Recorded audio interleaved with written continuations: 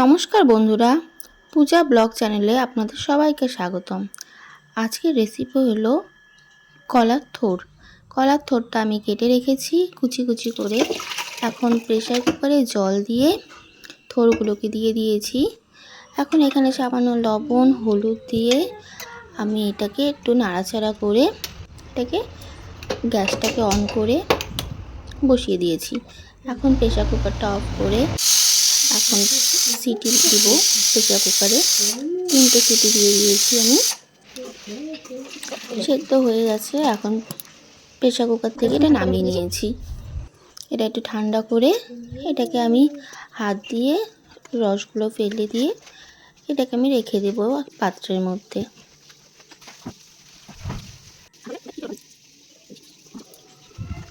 খুব ভালো করে চিপে চিপে এটাকে রসগুলো ফেলে দিতে হবে।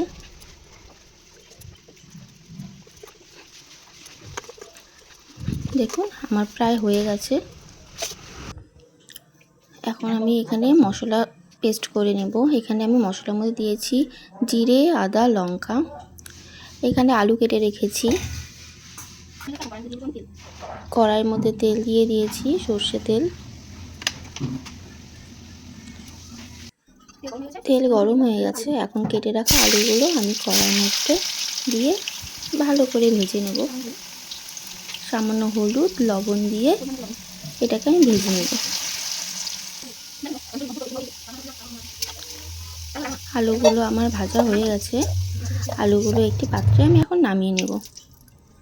এখন ফোড়নে দিয়ে দিব আমি একটি শুকনো লঙ্কা, একটি তেজপাতা আর দিব গোটা জিরে। দেওয়ার পরে মশলাগুলো দিয়ে দিয়েছি।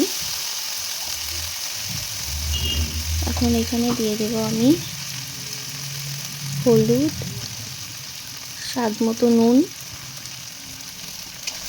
দিয়ে ভালো করে মশলাটাকে ফ্রাই করে নিতে হবে।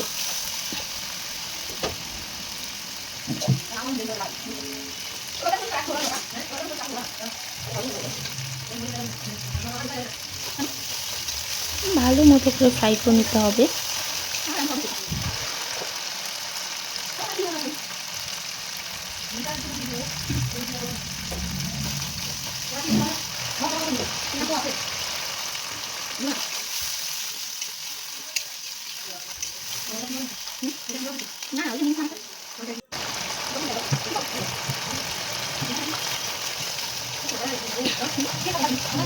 দেখুন আমার মশলা ফ্রাই করা হয়ে গেছে। এখন সেদ্ধ করে রাখা থোড়গুলো আমি দিয়ে দেব মশলার মধ্যে।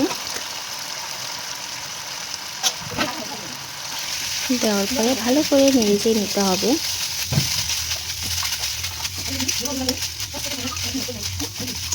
এটা খেতে দারুণ লাগে। একবার বাড়িতে বানিয়ে ট্রাই করে দেখবেন। এখন এখানে আমি কিছুক্ষণের জন্য ঢাকা দিয়ে দেব।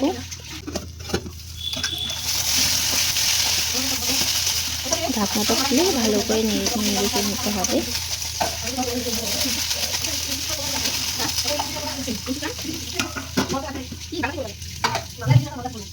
এভাবে এটাকে আমি অনেকবার ঢেকে ঢেকে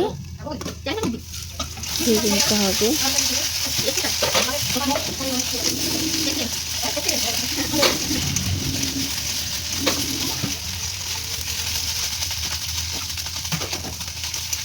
থোড়গুলোকে হাতার সাহায্যে ভালো করে চেপে চেপে দিতে হবে, তাহলে খুব সুন্দরভাবে গলে যাবে এটা।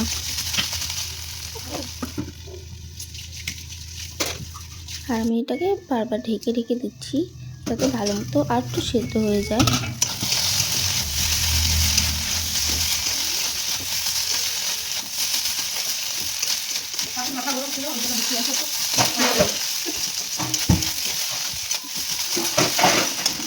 অনেকে এই কলার এটাকে কেউ ভাদাল বলে, কেউ থোড় বলে, কেউ কলার কাঞ্জন বলে, অনেক নামে এটা পরিচিত।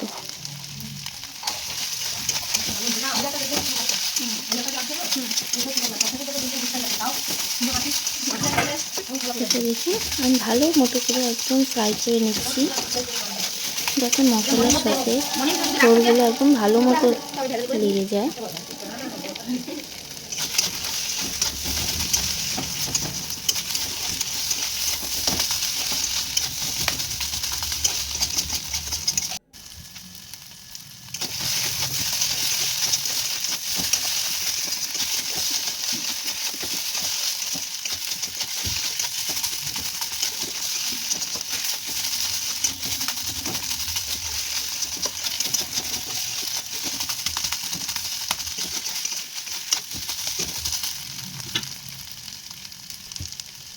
এখন এখানে আমি ভেজে রাখা আলুগুলো দিয়ে দেব।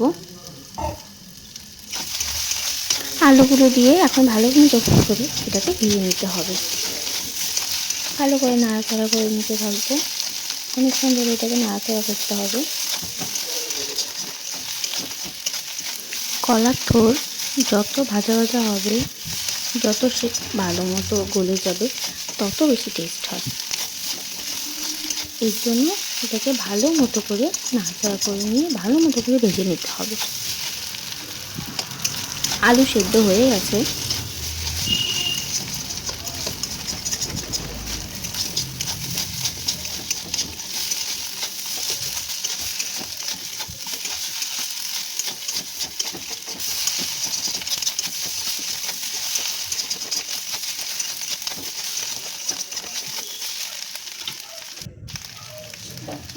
এখানে আমি একটু সামান্য চিনি দিয়ে দেবো।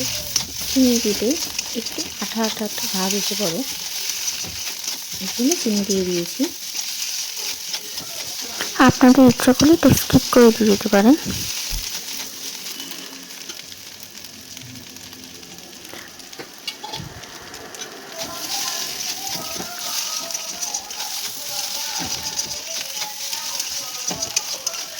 দেখুন আমি কীভাবে এটাকে ভেজে নিচ্ছি।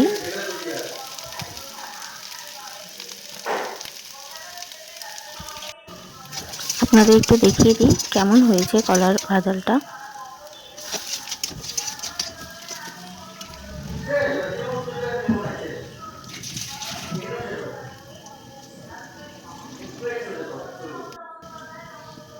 আমি এখন এখানে দিয়ে দেবো সানরাইজ পিওর গরম মশলা,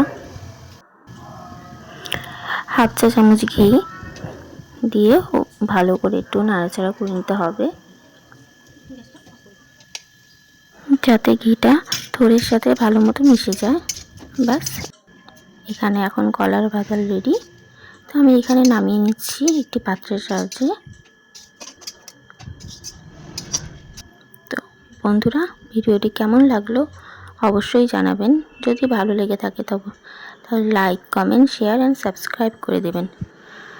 আর সম্পূর্ণ ভিডিওটি দেখার জন্য অসংখ্য ধন্যবাদ।